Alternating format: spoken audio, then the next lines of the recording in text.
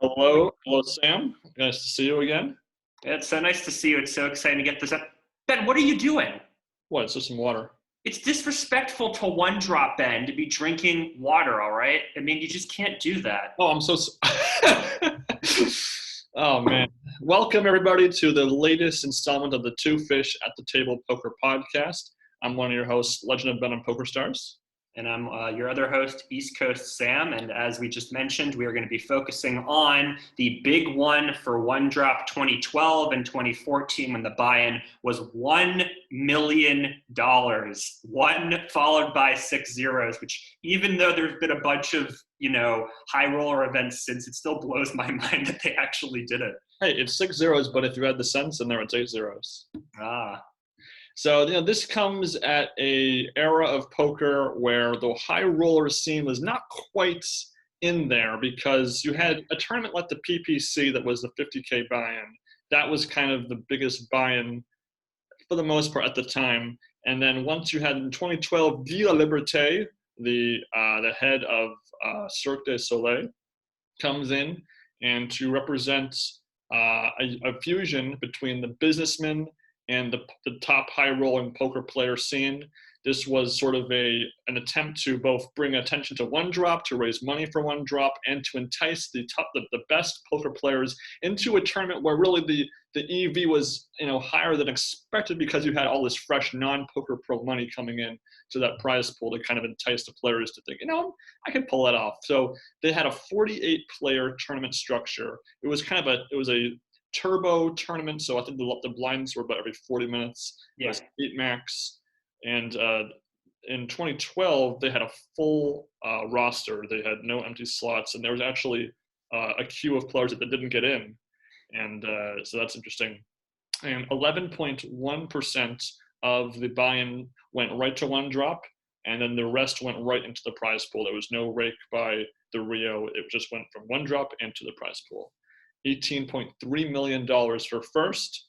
For the lucky winner. The top 9, the final table would make the money, so to speak. And this was broadcasted both live on ESPN on a delay and then also shown in a 2-part episode edit, much like the contemporary episodes were at that time. Right. 28 poker pros. I'm sorry, you go ahead. Yeah, I mean, I was just about to mention how you mentioned the top players in the world. And yeah, there were a lot of top players in the world in this tournament, but also a big mixture of businessmen, some of whom had previous poker experience like David Einhorn, others of whom hadn't. So it was a good sort of mixture of amateurs and professionals in this. You had 28 poker pros and 20 businessmen and a 3 million chip starting stack. And this was over an entirety of 3 days. And then the final table was the part that was broadcasted live. And unfortunately for this final table, from Mr. Mike Sexton, rest in peace, he actually busted in 9th place before the true final table began. I guess maybe 9th and 10th place must have busted around the same time, so he didn't actually make it into the episodes. But the entire final table was broken into 2 parts, and the entire table only lasted 85 hands just by virtue of the blind structure being a turbo event. And the chip distribution, of course, being a big part of it. Yeah, and we mentioned that we're down to 8 players, but yet the first episode only covers 2 bust outs. So they really let time for this first episode, the hands playing out, and just a sense of who all the players are too. Like, this was a really unique atmosphere. Like, everybody seemed to be having a really good time. They also all agreed to show their hole cards when they folded, which is just insane. So it's like Showtime Hold'em in 2012. And luckily, with the final 8, we actually had an even split of 4 pros and 4 quote-unquote businessmen. Arguably, you could also say it's 3, maybe half a pro, half businessman, as Bobby Baldwin would say about himself. But nonetheless, that's pretty incredible because you could easily see a permutation of this event playing out with just all the pros making to the final table and nobody from the business side. But the fact that you had that even split just makes it, as a viewer, a bit more engaging because the mentality of the pro playing this table is not the same as the mentality of the businessman playing, and that's where some of the fun really comes in. And it's a pretty fun final table. I mean, it's clear that because they thought that this was such a fun event, they would have it again, but also that they would expand the coverage for the next One Drop. I think because it's just such a successful pair of episodes. Yeah, I mean, everybody's just having a good time. Everyone's just there to play poker, and they're bantering with each other. And of course, a big part of that has to be with Antonio Esfandiari being the chip leader and also really the guy to beat. I mean, they're hyping it up from the very beginning that he's been on a tear. He's been knocking out everybody. There's an interview with Kara Scott where he says, it's not a matter of if I win the tournament, it's a matter of when. Just to show how extremely confident he was. And he's chatting with everybody. He's chatting with Brian Rast. He's chatting with Guy Liberté, who was the founder of Circus Soleil, who made the final table, which is pretty cool to think about. Just so many moments that you could just talk about for forever. It's such a wonderful. And for guys like us who have been following the main event from 03 onward, we get a couple of players that we've seen regularly: Esfandiari, Phil Hellmuth, it was like Einhorn 06, and a couple of players who we just haven't seen whatsoever. So we get a mix of the new and the old for us. And Sam Trickett and Esfandiari are really kind of the top 1 and 2 dogs in the chip count. But then Guy Liberté, the guy that is behind this entire thing, is at the final table, is very, very cool with enough chips to really play some poker. And as a result, there's some very fun hands throughout this entire coverage. Basically from all the players are getting the action at some point. And the pacing is very solid, so we can really see everybody in a couple hands each, as we only actually have 2 bust outs from this final table edit. So it's a great episode to start things off. And it's also great to see the businessmen not just play back at the pros here and there too. Yeah, and then possibly the greatest interview segment of the whole WSOP, Phil Hellmuth White Magic segment, which is just everywhere on YouTube. Like, I Googled Phil Hellmuth White Magic and it's mentioned all over the place. Just the the pinnacle of unintentional Phil Hellmuth hilarity, I think, is just that segment. And the narrative during the live version of this table, which unfortunately is not viewable on PokerGo in any capacity, was the fact that Hellmuth just got no premium hands the entire final table. And really one kind of glowing moment is where he makes this very dramatic 7 million bet against Einhorn on the river when he rivers the nut straight. Well, Einhorn is top pair. Einhorn makes a good fold, and then Hellmuth also, to be fair, makes one pretty sick read and beats Baldwin on the flop with a well-timed raise with a pair of 6s on a 2 overcard flop.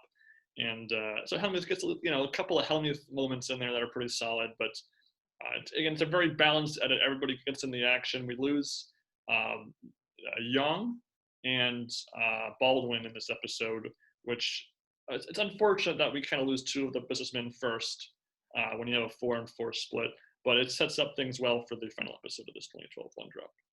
Yeah, it's hard to call Bobby Baldwin an amateur, given that he won the main event when he was, 26 or something? Yeah. I don't remember what his age was. But yeah, I mean, it's funny to see him at the end describe himself as a hybrid, which I guess is true. But yeah, I mean, you won the main event.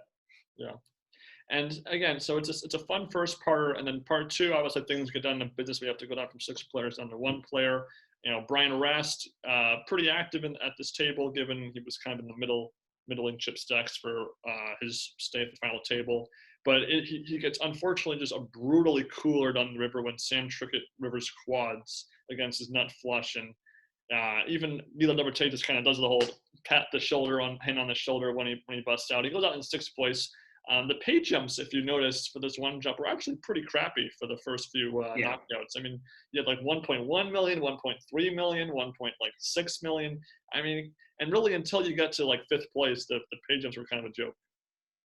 Yeah, and then it's just first place is 18 million. It's it's top heavy. I understand they probably wanted to say to themselves, all right, we want to have the biggest, first place prize ever. But yeah, you can make the pay structure a little bit better and more equal, I think.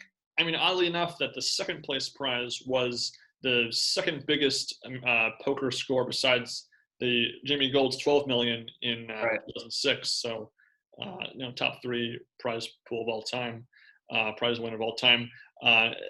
From once Brian Rast busts out, we get probably my favorite hand of this entire 2 episodes is the Ace King against 2 queens, Guy Liberté against Esfandiari. Clown noses come out. There's so much love and camaraderie. They're talking to each other. It's coming. It's not coming. It's just great stuff. And the fact that it's Guy, the guy behind this whole thing, and he gets 5th place and is having fun even when he loses, a multi-million-dollar EV flip is just really awesome. Yeah, I mean, they pull out clown noses. Esfandiari says, "I need it more than Yuki," because I think Guy's valued like $1 billion or something. And So then it's coming. I know a kiss is coming. I love this guy. It's just good stuff. And obviously, everyone else at the table is thinking, yes, more money for me. But, right. I mean, it's hard. You both feel great and feel bad for Guy. I mean, again, he's probably going to donate that money to charity anyway. It doesn't matter. But it's just good stuff. And that leaves us with 4 players left. Einhorn, Hellmuth, Trickett, who's in that second place, sort of first place swapping with Esfandiari. And Esfandiari, who kind of does a Joe McKeon going wire to wire in the chip lead for the most part. Not 100%, but for the most part. And just 2 hands after Guy busts, Hellmuth runs into Sam Trickett's ace-queen while holding ace-10 suited. And again, a very action flop and action turn happens. And sadly, Hellmuth kind of graciously but ungraciously kind of gets rivered. It's a very unique kind of bipolar reaction by Hellmuth from that. Yeah, it's just part of white magic, you see. I mean, everybody's in this corner sort of waiting for the river to come, but he's in this corner waiting for the river to come. Yes, and then Einhorn kind of, David versus Goliath ×2, where he's a short stack trying to make something happen. Our dad's boy, Einhorn, in the finance world there, he doesn't blow up like he did in 06, luckily, in the main event when he finished 18th, but he ends up unable to spin it up to get into heads-up play, and as a result, he busts to Esfandiari, and we have heads-up play for the final about quarter of the episode. It lasted 15 hands in total in real time, with Esfandiari of about a 2.5 to 1 chip lead over Trickett. Yeah, I mean it's decent heads-up play. I mean, Trickett had played well up till this point. He'd taken the chip lead a couple times, and they're just a little handcuffed by how short the heads-up play is. Would have been nice to have let this go back and forth a little bit more. But yeah, the last hand is fairly satisfying just for how crazy it gets. Trips for Esfandiari versus a flush draw for Trickett, and Trickett goes all in, and Esfandiari manages to put his glasses down after the river breaks so that when his friends come over and give him a hug, his glasses don't break, which I thought was hilarious. But And it's important to know, is if you note the blinds at this point, you have the final level being the 400K, 800K level. And this was the identical structure, chip stacks, blinds, etc. for the next one drop.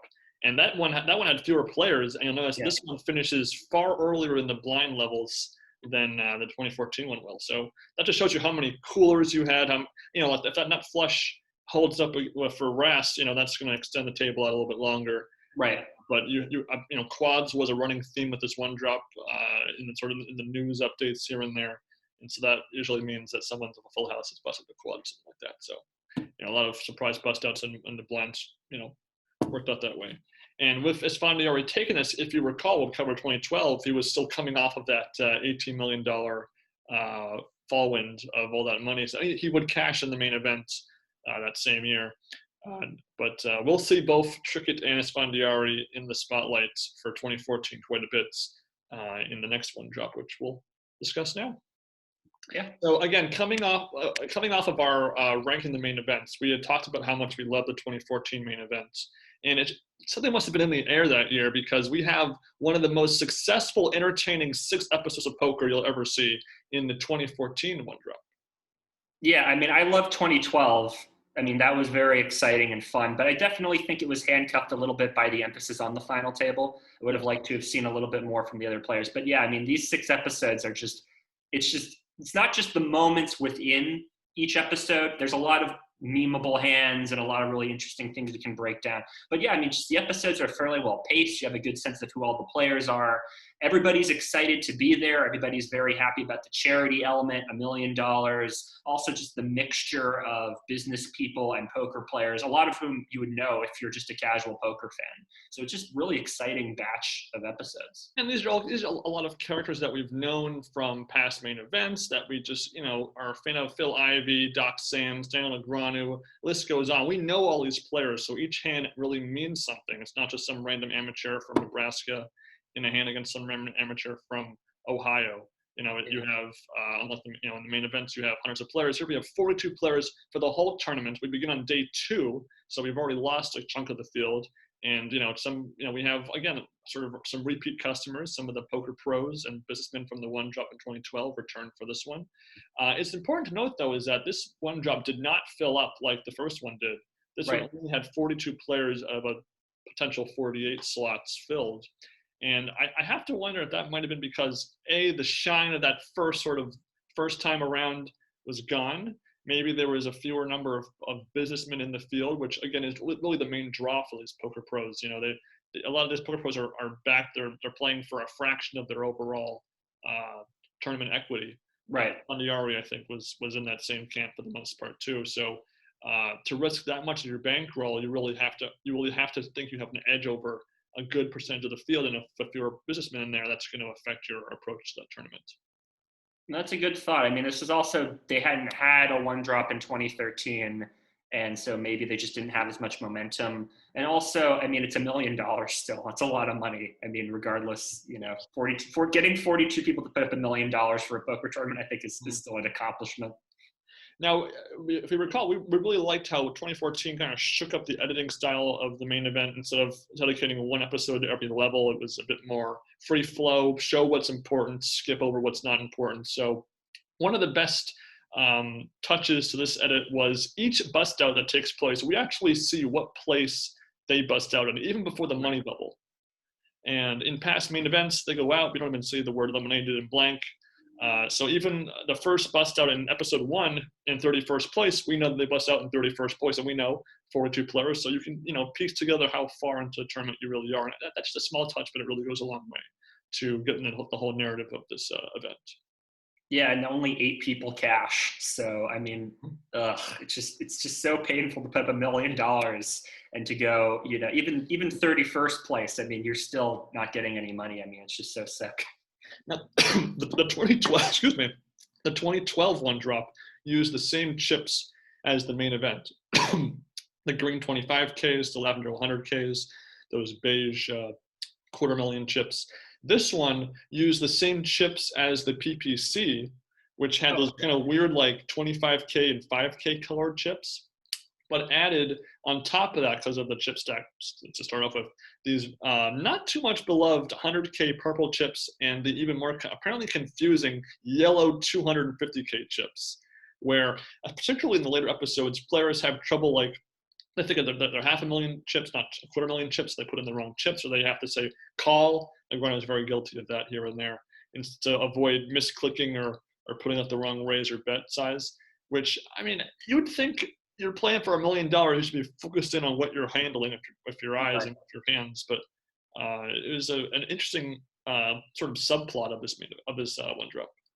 Yeah, it was very odd to bring, it didn't really change the play that much, but definitely it's a lot different when one person's putting out chips versus when somebody says call. It's very different sort of experience at the table. And I wonder if that affected the dynamics a little bit. Yeah. And in this field, we only had one woman, that was Vanessa Selfs, who busted on day 1.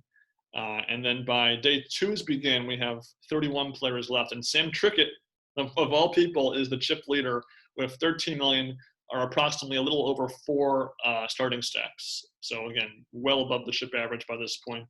And as you would expect in a turbo structured tournament, each episode covers multiple blind levels. Mm-hmm. Luckily, those are very regularly kept, and we can keep track of it. And pretty much every featured table, we know every person at that table to some degree, which is very cool. So where else but in the 2014 one drop would you see Phil Ivey against Doc Sands, with Ivey folding ace-king to Doc Sands' aces pre-flopped on a 4-bet? You will never see it anywhere else in poker history ever. That's the very first time we get in this tournament. Yeah, it's a great way to start. I mean, we also have Gabe Kaplan, the former sitcom host turned poker commentator, mixing up with Doug Polk, which is just such a weird visual to see these two players from these very different eras going heads up against each other. It's just a great batch of hands. It is, and it's important that a couple of poker pros were a part of a sort of 100K satellite entry into the one drop. Oh, yeah. How a lot of amateurs do a 1K satellites into the main events, because again, it's just kind of much. So John Robert Belland was the lucky winner of one such satellite. He was short stacked when this episode is taking place, so he busts out. He's one of the first bust outs of day 2 of this one drop.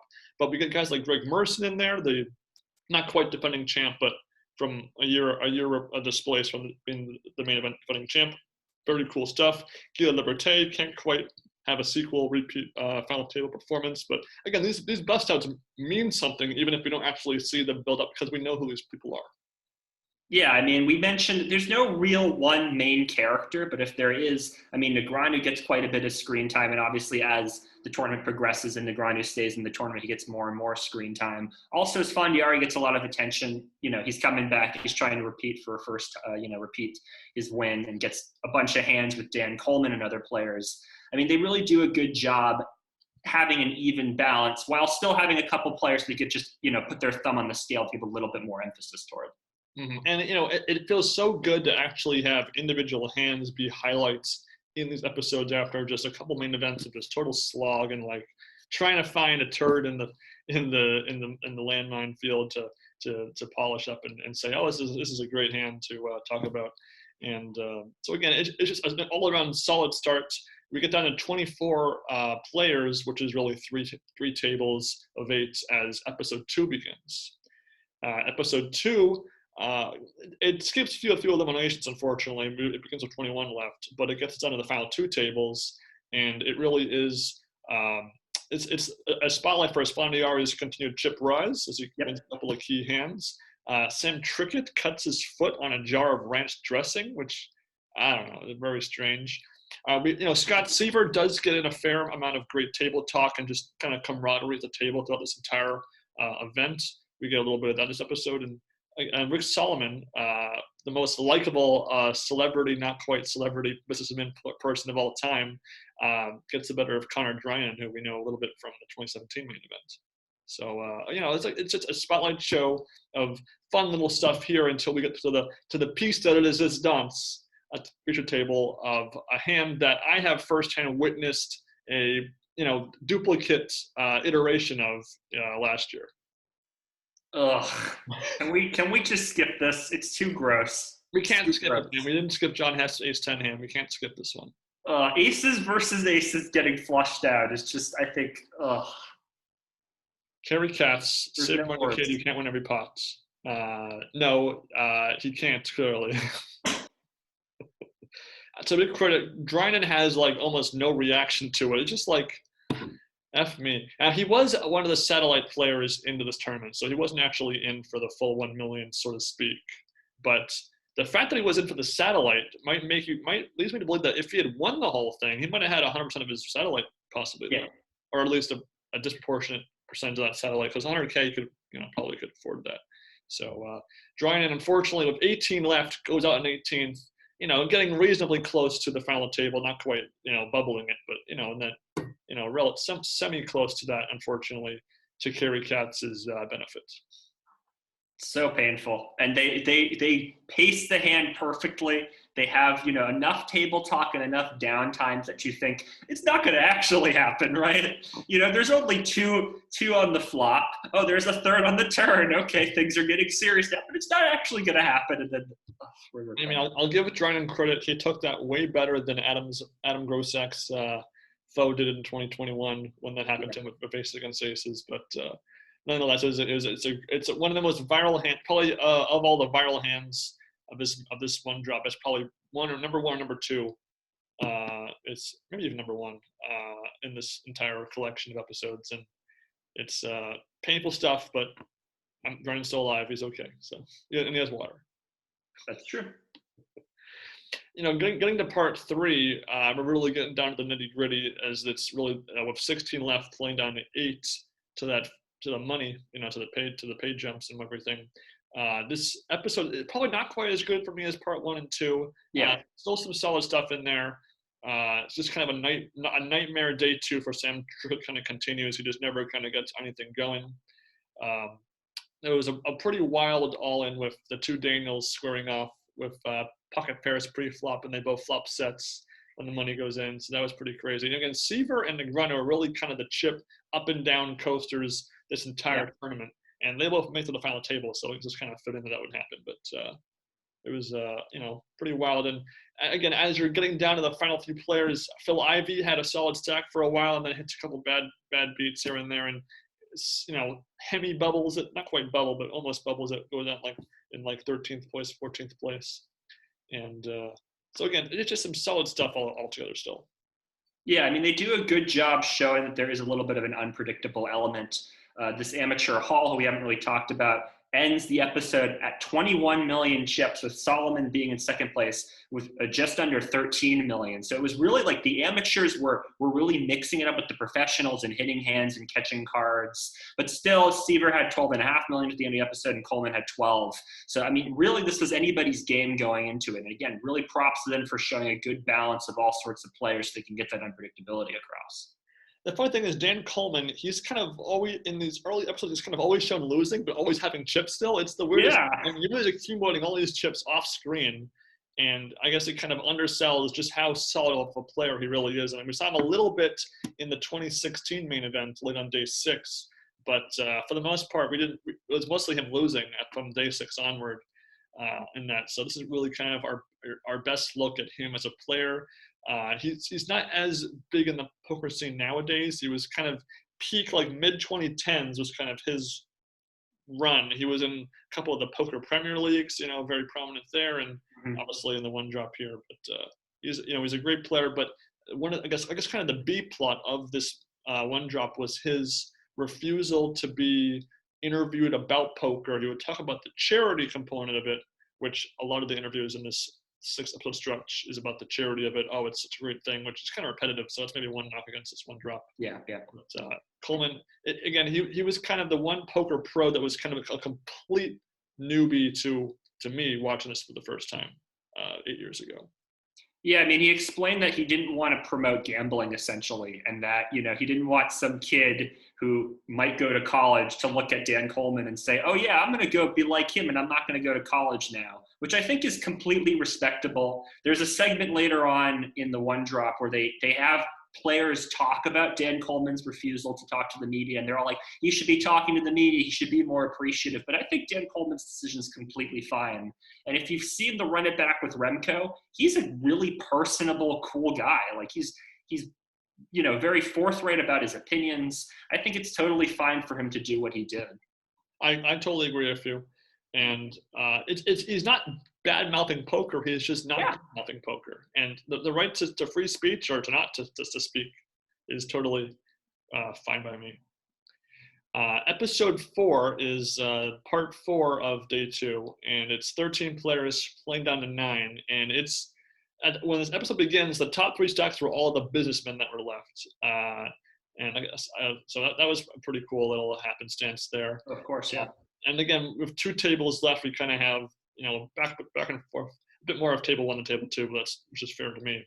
It's kind of the nightmare fall tilt decline horror show for Esfandiari, the rise of Rick Solomon on the outer table, and again some classic Daniel-isms where he correctly reads a hand, still calls it anyway, or goofing around, just whether he's talking about goofing around or actually goofing around with his cards. So just some good stuff with all of this. Yeah, I mean, it's just sick to see Esfandiari just go from being one of the big dogs who has all the momentum at his back, all of the PR at his back, to busting in 10th. He doesn't even make the final table. He bubbles the final table. It's just so sick. And it's a genuinely, sad visual to see him walk away, and he's, sitting down just off camera, and he's, slumped over like this.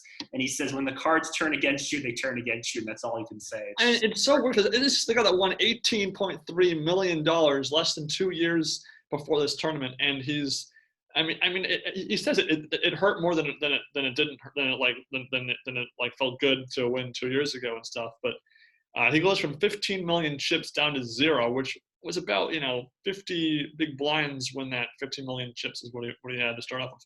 He gets tilted, being re-raised by Coleman twice pre-flop, and then makes a bad call of ace-9 against Tobias Reinkmeier's shove. And then, to be fair, they were 5-handed, and he had ace-5 in the big blind. It's not as – if it was a full 9-handed table, ace-5, that's a totally terrible play.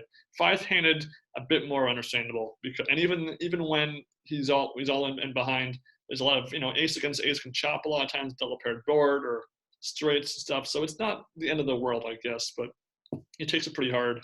And the other bust outs, Brandon Steven, much like how he kind of bubbled the final table in the main event in 2010, kind of bubbles the final table here for the one drop. And Gabe Kaplan, I mean, props to him for making it this far. You wouldn't expect him to have such a great poker acumen, considering, high stakes poker is not exactly comparable to one drop level poker. Yeah, didn't he win the Super Bowl of poker or something? Yeah, back in the 80s. Yeah, so he's got some skill. I mean, props to him for hanging in there. Yes. Yeah. So again, it's a pretty thematically satisfying end to the day 2 action with Esfandiari busting like that. And they actually played 30 hands on day 2 of 9-handed play before they said, okay, we give up. We'll just have the final table be of 9 players the next day and have one player bubble the money. And so with that, day 3 takes place, and on the very first hand of day 3, episode 5, Tom Hall can't wait any longer of 2 10s and 12 big blinds and goes all in, apologizes to JC Tran, and ends up busting to Daniel Negreanu in a flip. Crazy, yeah. And I mean, Negreanu's just like, he's dressed up so that he can look good in his winner's photo. Like, he's mentioned before that Negreanu had sort of gotten in the spotlight, but they did an equal balance overall. From here on out, it's like the Daniel Negreanu show almost. There's still moments from other players, but it really is sort of his time to shine. I mean, he plays the role of executioner in this first half of the final table. He gets, I think, 4 bust outs, 4 of the first 5 bust outs, and is the chip leader for the majority of the final table. The first half, actually, of this episode, though, or the final table, is only 40 hands long. Right. The whole final table takes 118 hands. So it's a skewed for the heads up and 3-handed play compared to 8 playing down to 3. And again, this part 1 is just so good because A, we've seen all these players play in many, many hands up to this point. 2, we know who most of them are. I guess Paul Nui, we learned about him and Bolbaf and all in this episode. And obviously we have the number 1 or number 2 best hand of the 1 drop on with Seiver and Reinkmeier with the infamous aces fold to a turn shove by Seiver with, again, some of the best table talk and poker speech play by Scott Seiver of all time. And that hand is, for the most part, shown in almost unedited form. I mean, Reinkmeier tanks for 10 minutes. The hand's about 6 minutes in the episode, so we see most of it. We see most of the stuff. How much is that? How much is it? Reinkmeier is subtly hilarious. There was a hand in episode 4 where he lifts his sunglasses up, he raises them up like this when he gets bet on. It was hilarious, and just he leans across the table holding reflexive chips and stares at Seiver as the clock has been called and time's ticking down. And for me, the best part, the cherry on top of this hand, was the Rick Solomon head shake when the cards are revealed. Exactly. As if you have the right to insert your opinion into this, Solomon. You don't know what Reinkmeier is thinking. Yeah, the funniest part is that Seiver's almost angry at Reinkmeier for not calling. Seiver, you've won the hand. He slams his hands down on the felt after he wins. He turns over his cards. He's almost just upset at him for it. It's so funny. It's just so perfect. In between Tom Hall's busting in that hand, we have a couple of very likable, charismatic all-ins by Paul Nui to double up a short stack. He's a very likable, nice guy, clearly. He's got a girlfriend half his age, and he takes lots of bubble baths. I mean, and plays slots a lot, and owns slot machines. What a likable guy, huh? The American dream.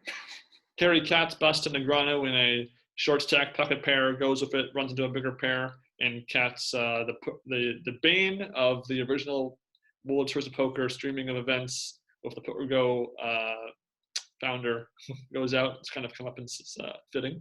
Mm-hmm. And then Rick Solomon with head in arms, as always, gets coolered by Christoph Vogelsang and loses most of his chips to Vogelsang.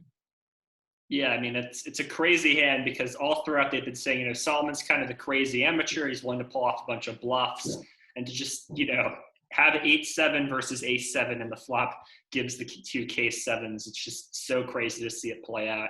But yeah, he should have folded on the river, I think. I think he can get away from that. The problem is that he's not beating any. He's only chopping any other 8 because you have the 9 and the ace on the board. The 8 does not play, so because it was a limp and then the small blind, big blind in the hand. So I don't know, 10-7, Jack 7, Queen 7, King 7, all very possible with the way that Vogelsang played the hand.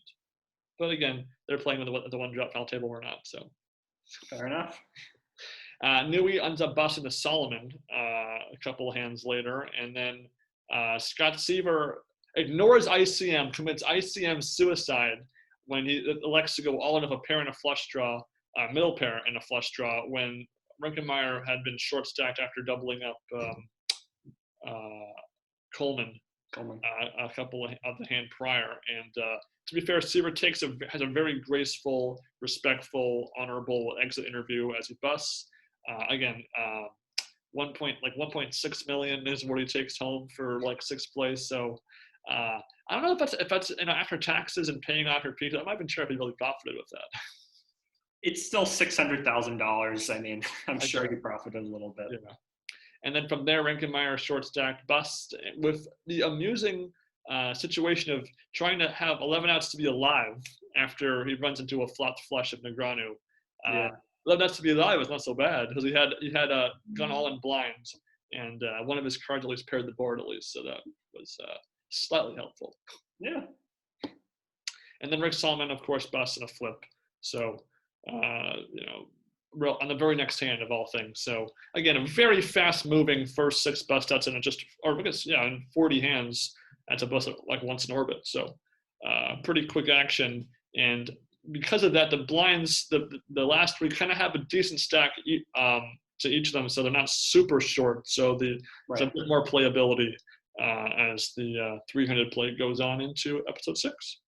Yeah, but again, it's still, Negreanu with 52 million and Coleman at 29 million, Vogel at 49 million. So yeah, I mean, it's really, again, Daniel Negreanu's show to, run over the other 2 guys. I mean, he's got nearly half the chips in play. I think it was 49 million for Coleman, not 29. Oh, 12, never mind, sorry. They're pretty close, 1 and 2. But nonetheless, yes, Vogelsang, for the majority of 300 play, kind of sinks ship. Because it's 300 playing down to 1, the pacing of the actual hands in part 2 are a bit more kind of less exciting hands. You're not going to have an all-in every single time. Yeah. 300 or heads up. So the pace, the hands aren't exciting. It's still solid stuff, but just maybe a little bit weaker than part 1 because of how relevant or how important the pots are that are in the hands edits shown aren't quite as exciting. But nonetheless, Vogelsang goes out in third. 24 hands into, like I said, 32 hands into 300 play, and then heads up play is the last 2/3 of the episode, and it's Daniel against Daniel. Coleman actually has the chip lead when heads up begins. Heads up play lasts 46 hands in total, and it's a very, back and forth battle between the Daniels.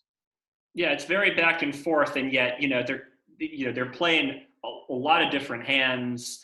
They're playing very aggressively at each other. I mean, it is a pretty exciting heads-up match, even though it does feel like they're a little bit, handcuffed. They don't have as many big blinds to work with.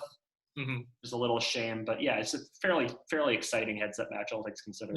For the most part, the edit skews Negreanu to start off with. He makes a couple of hands, takes the chip lead over, and then it kind of flip-flops at a certain point in the edit. Coleman starts to run Daniel Negreanu over.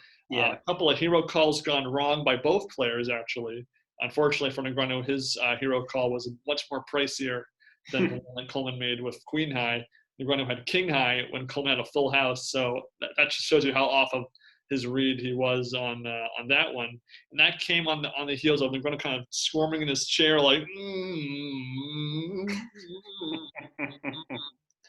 And from there, Negreanu was pretty short stacked, and then Coleman closes it out in a very wild, entertaining run out of a hand where it's ace-4 against king-queen. Negreanu actually flops 2 pair. Coleman turns a straight, and then there's a brick on the river. And Coleman, in the most emotionless, just kind of a small smile, like just standing, almost frowning at one point, just kind of takes it down. And Negreanu, on the other hand, has this sort of eyes shut reaction that reminded me of his bust out in 2015 against Joe McKeon. Yeah. When that turn card hits, where at least he had outs this time going to the river, whereas he gets rivered by McKeon the year next. Both, again, a healthy payday for Negreanu, but again, you have to wonder how much of Coleman did he have of himself, because I remember the YouTube comments for that final hand for Coleman, people saying like he's not happy because he didn't win that much probably, or like it's just his whole attitude about poker at that time was not the same as maybe the rest of the field. I mean, he retired pretty much. I mean, he played 2016 main event. Apparently, he still plays a couple tournaments here and there, but he pretty much retired after this. So I imagine he had most of himself. Mm-hmm.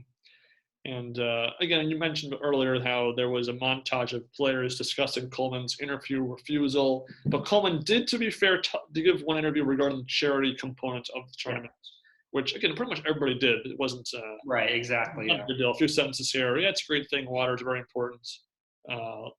So that was fine. We learned a little bit about what Both was saying, too, about his educational background a little bit, but then poker kind of took over that. Not the best story in the world. You kind of want to hopefully have a balance of poker and education, but whatever, it's okay. To each his own. And then Grunow had a good interview where he talks about the importance of being a role model to fans, or being a part of fans. How a photo of a fan can mean so much to them. So why not give them 15 seconds of your time? It's a good point, and obviously he has a very strong social media presence, which continues to this day. So, and in exchange for everything he does for his fans, they try to extort him. So, with his fake families, yeah. So overall, again, this is a 6-episode, very solid tournament that was top to bottom entertaining. Mm-hmm. A couple episodes maybe stronger than other ones, but still very solid, and it fits right into that sort of S tier level of poker for that main event when we did our rankings. Yeah, I mean, this is just a lot of fun to watch because, again, it's just, it's different in one sense, but it's similar to the main event in other senses. It's different just for the atmosphere and the camaraderie amongst the players, but it's similar because there's just so many big names that you've seen from the main event playing in this, unique format. So it's a lot of fun to watch, and it's a good change of pace. And even the businessmen that we don't know, it's just kind of cool to have them be in there in the first place. Yeah, exactly. You have, for the most part, amateur. I mean, these businessmen usually, it's not uncommon for businessmen that are rich to play poker and, stretch their legs a little bit and do that sort of thing. So they're not totally amateurs. They know how to play. They know how to, all that stuff. They're just not at the level of the poker pros like Phil Ivey, for example. But it's just fun to have that sort of half and half split of a tournament field in play. Not just your average what first timers over here and Darwin Moon over there or whatever. So it's really fun, and I'm since then high roller events have kind of been more prevalent. Even in this particular World Series, we have the $500,000 buy-in, the $250,000 buy-in, the $100K buy-in. The one drops when they didn't have the big one, they would have the $111,111 high roller one drop and then the little one for one drop. So the one drop has still been a regular occurrence for each World Series to this day. Yeah, I mean it's just not as big as it used to be. I mean, I think maybe they changed the buy-in from $1 million down to, what was it, 111,000. Yeah. I mean, which is a shame, and just never quite reached the levels that it reached in 2012 and 2014. I mean, hopefully, they can get sort of new blood into the game who will bring sort of more camaraderie in. Because you had things like the PCA high roller roll around. You had the super high roller bowl, which kind of scratched that itch of an annual multi-$100,000 buy-in tournament.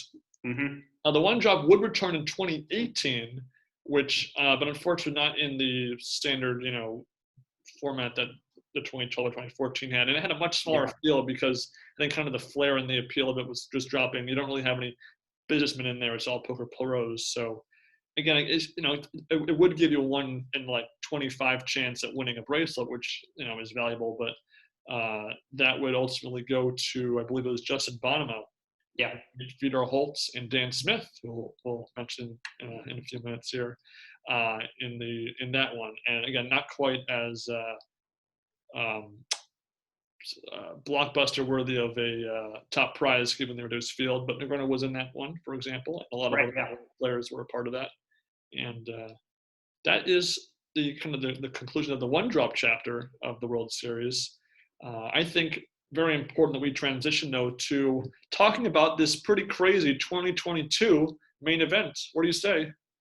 Yeah, I mean, the second biggest main event ever. There was a lot of speculation they were going to crack 9K, even more than that. Not Not quite. 8,663. So Jamie Gold still number one. $10 million up top. 10 people remaining. Apparently, it's supposed to start at about now. It's 5 o'clock Eastern Standard Time, and apparently I read somewhere supposed to start at 2 p.m. Las Vegas time. But I'm not seeing any updates on the WSOP website, so I don't know if it started or not. But anyway. So I've pretty much watched from day one up until day 1D is when they began. Day 1D up until day 7. So I'm much more checked in than I was to last year after day 3 when Adam busted. Again, our boy Adam did play the main event this year. He busted on day 3 for the 3rd straight time. He lasted a little bit longer than he did his first time playing, and then didn't quite last as long as he did last year on day 3. He just never really had a ton of chips.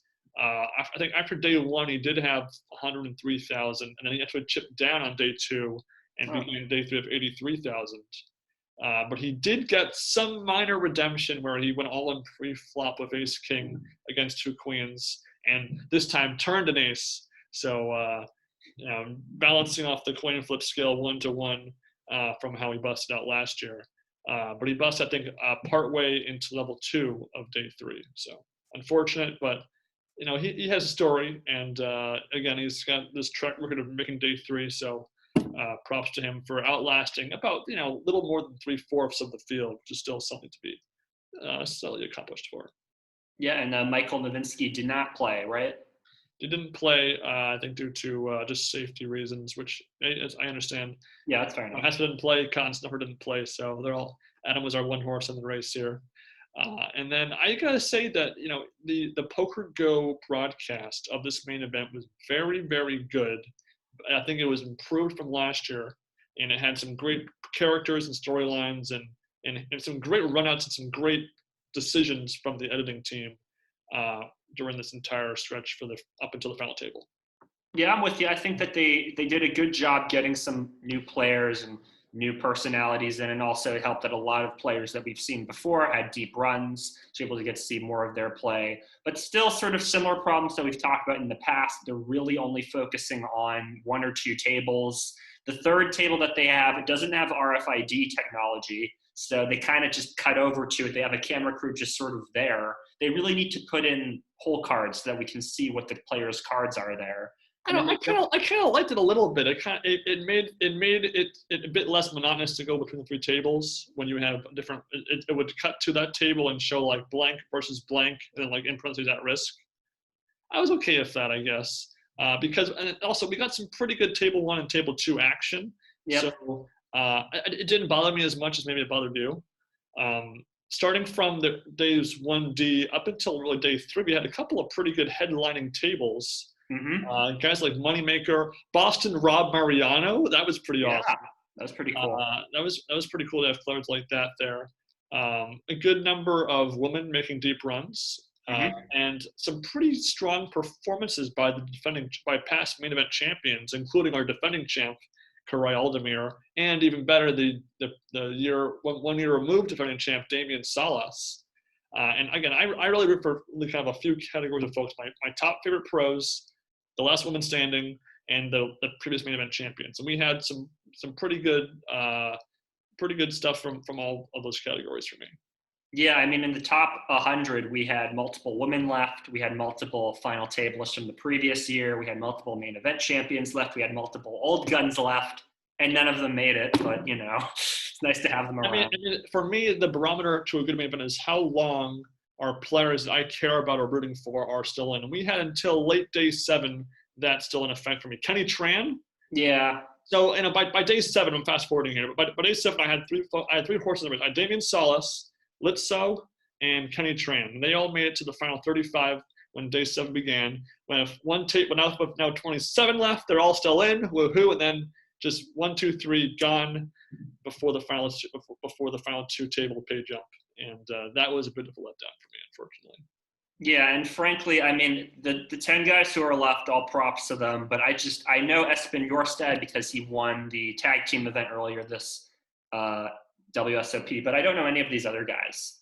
Like, I don't really have a sense of any of their play or who they are as people. And again, that's one of the problems I have with the PokerGo coverage, is that they don't have camera crews on the floor filming different players, getting interviews and stuff. So we really don't have a sense of who any of these guys are out in the field. And a lot of them were just out in the field. So it's funny that Jeff Platt, again, is the head reporter in the field. And he kind of acknowledges my critiques of last year that we had of him. His "stand up for me, please" line. Yeah. At one point in the early days, it cuts to like the name of the bit is called "Stand up for me, please." Right. And it was kind of funny because I was mentioning what I didn't like about how that was so repetitive. But he just keeps doing it though. He doesn't really care. And to his credit, the editing and the handling of that was a bit better than what it was last year. There wasn't so many awkward pauses or just how that was all edited or handled from transitioning from the table to the outer tables. Mm-hmm. But that's kept pretty much the same, but it's not used quite as much maybe as it was last year. It was a bit more keeping the cameras on those tables in the studio. So that was an upgrade, I guess. And also they would divide each coverage into two parts before the dinner break and after the dinner break. Mm-hmm. So the first half would be usually Jamie and Lon, and then part 2 would be Ali, Najad, and Nick Schulman. Yeah. So if you got sick of one duo, you at least had the other duo to look forward to the next time.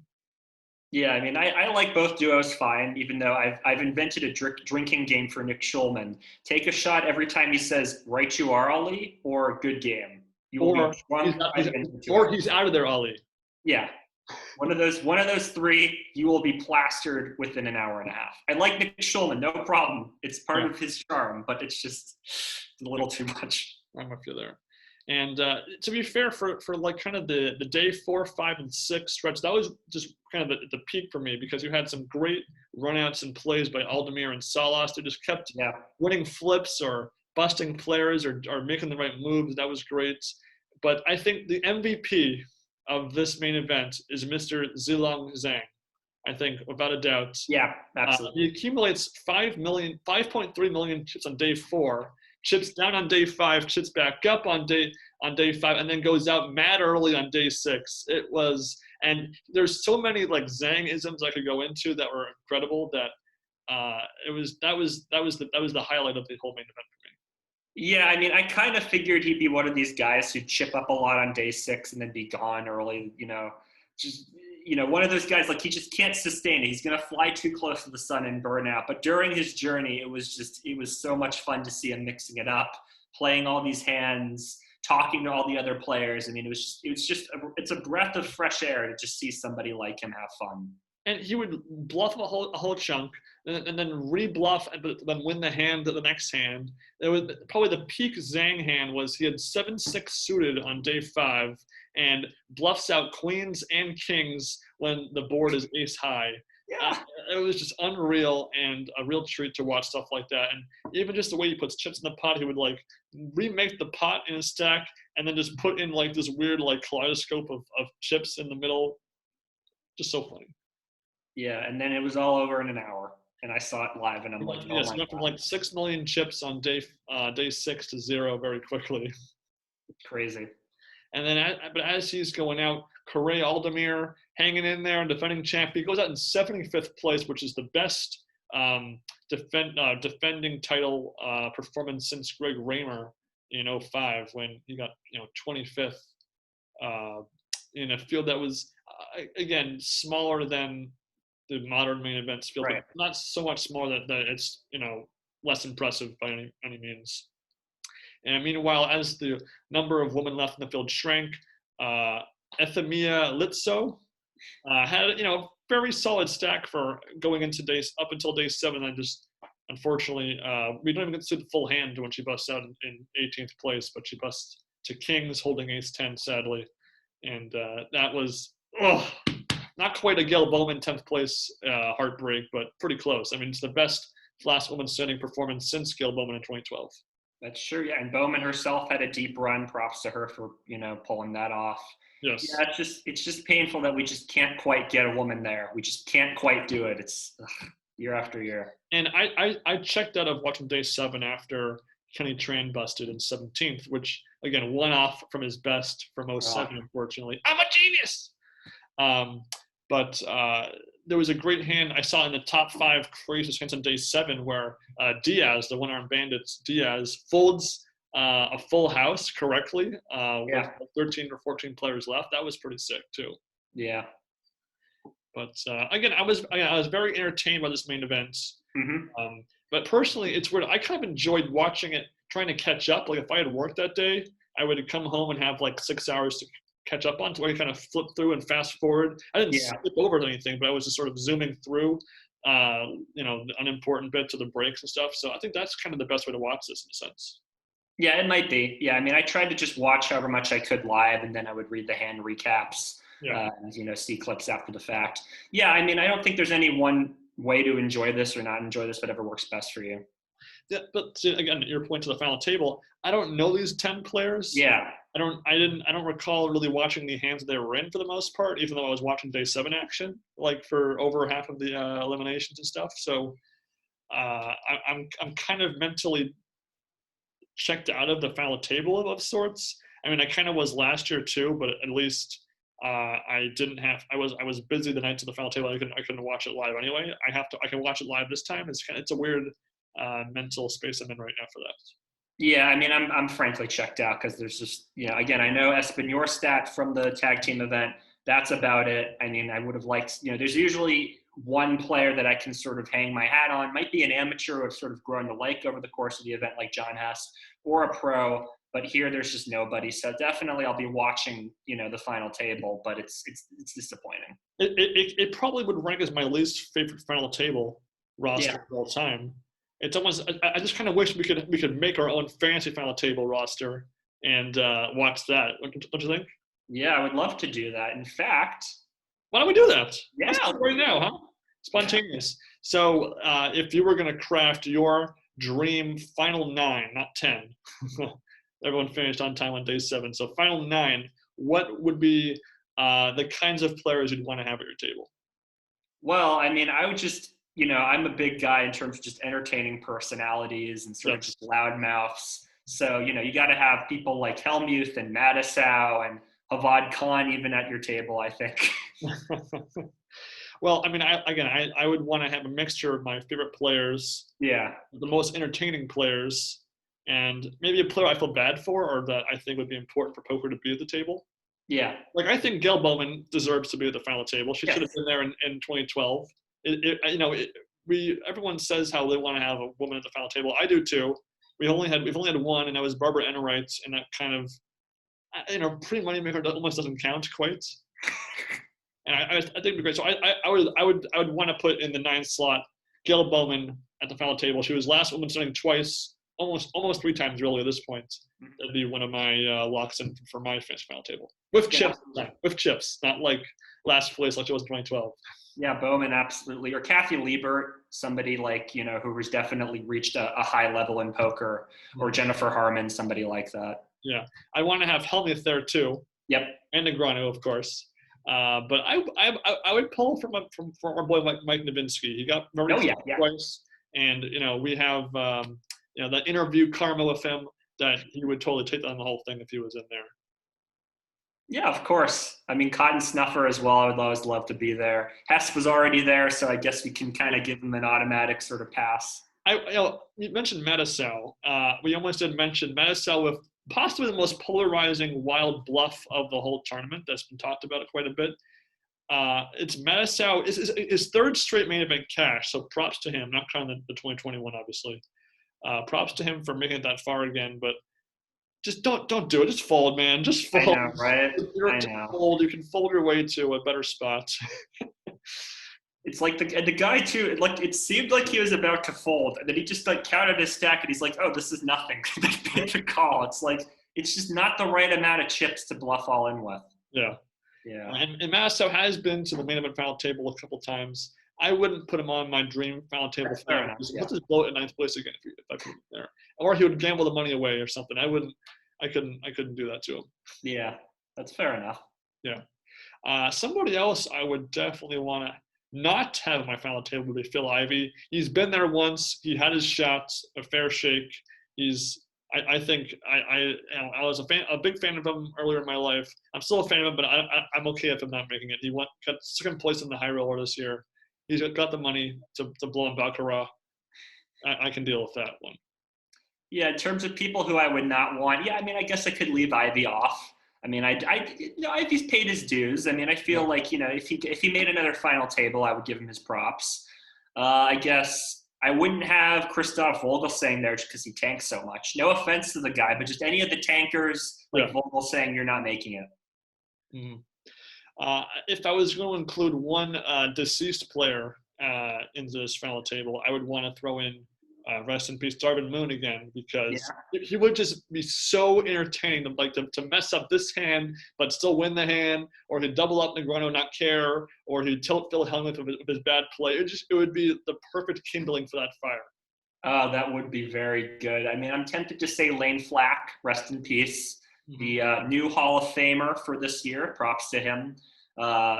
He might be a good choice. I don't know. Yeah, Darvin Moon, it's too tempting, though. I think I might go Moon. I think if we're going to have Nowitzki, we're going to have Kasuf in there, too. Of course. We're going to have that rivalry. We're going to have Kasuf against Phil Hellmuth table talking. That would be hilarious. Oh, yeah.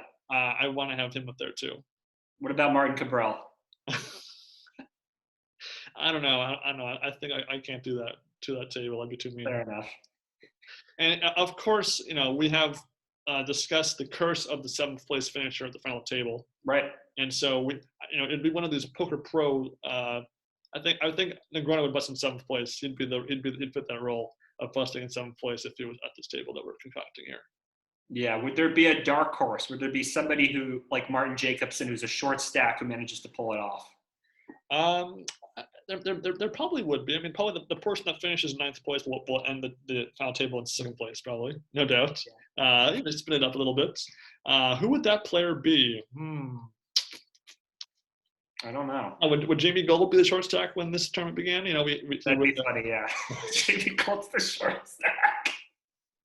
Well, Jamie Silver until he doubles up. He wins. Watch Jamie Gold win another main event.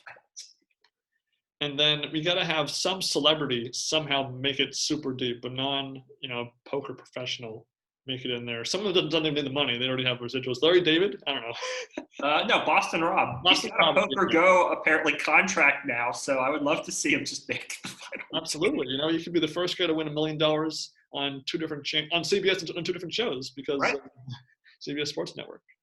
Yeah. Yeah. And again, what makes a final table so entertaining is if there's some personal characters at the table. Yeah.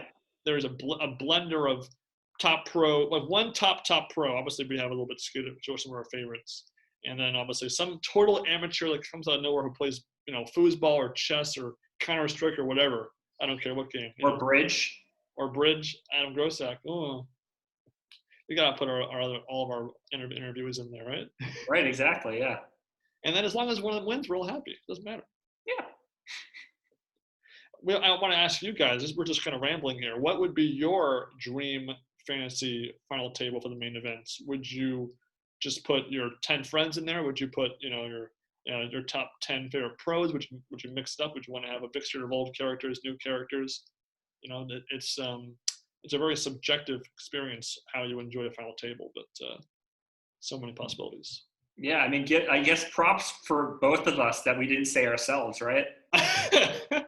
I've never been the main event in the first probably, so I guess one of context. So yeah, and I would just if I was at a final table like that, I would, and if I was not one of the bottom 3 stacks, I'm just folded until I can ladder up a little bit. Oh yeah. I'm gonna be overly dramatic. I'm gonna look to the crowd. Woohoo! I won this hand. Woohoo! And then just make a show of it. That way, no matter what happens, at least I'm a little happy about how it turned out. Yeah, that's fair enough. But we all know when somebody wins the main event, the only real winner is the tax office. Very true. Very true. I wouldn't mind having one of the oldster players like Blumenfield back there. One of my horses has Blumenfield that category. I wouldn't mind that too, though. Yeah, that's not too bad. So, what's your prediction for tonight for this final table? What do you think is going to happen? My prediction is someone I don't care about busts out first, someone I don't care about busts out second, and someone I care about goes into chip lead. Well, so in terms of the stacks, we have an interesting dynamic in that we have 2 players who are tied in chips, Esfandiari and Matthew Su. Both of them have 69 big blinds, 83.2 million. The short stack is Felipe Suki, who has 13.5 million, only 11 bigs. Keep in mind, by the way, 10 players left. So we're not actually at the final table yet. We're at the unofficial final table. And we're not even, and the Millionaires Club is not until the final 8. Yeah, it's just weird. It has to feel so weird to bust in 10th. Like, the guy who threw bust in 10th has to feel so weird about himself. It's like you made like Tom Hall bubbles the money in one drop at the final table, quote unquote. But this guy still makes money. It's just an extra ladder of pay that the final tablists have to deal with. Officially under like the rookie books of final tables, it wouldn't count as a final table. But yeah, if you're not a top pro, you don't really care about that anyway. Yeah, I mean, 10th place gets 675,000. 9th place gets 850,000. So, I mean, there's definitely an incentive to try to hang in there if you're Suki with 11 bigs. I mean, just try to hope for the best. $150,000 is a lot of money. Absolutely. Yeah. Yeah. Yeah, I mean, I don't know what will happen because, again, I just don't have a good read on these guys. I'm hoping that Suki, being the short stack, manages to run it up. And, no offense to Jorstad or Sue, but seeing like an epic blow-up a la Philip Hilm would just be very funny.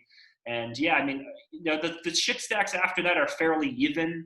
I mean, nobody's super down. Asher Conniff is in 9th place, but he's got 20 bigs, so he can still sort of navigate the field. So we're just going to have to see. I mean, I don't know. Yeah, I think that kind of covers our itinerary here. We talked about the advent of the one drop, the high roller scene, the current main event, and the final table. We'll see what happens. I think as far as the direction of our podcast, now that we've kind of exhausted all the main events, I think what would be fun would be to cover all the different cash game television shows out there. Yeah. Kind of do a smorgasbord, a little taste of each one, how they all differ, how they all feel, because the tournament poker experience is very different on television compared to the cash game poker experience. Because really, in a tournament, it's life or death. In the cash game, you can just reload, and these guys playing can, for the most part, easily afford to lose that money in that moment. So it makes for a very different kind of dynamic at the table as far as the stress and the pressure of the moment.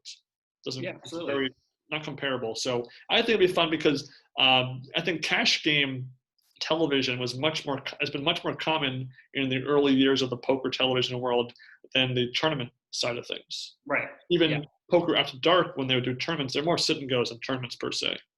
So it's a very different feel. So, and again, PokerGo did kind of revive high stakes poker After Dark in the last few years. So you have a stretch of kind of old school players, and then the newer age of those same programs under the same name, but again, they feel pretty different.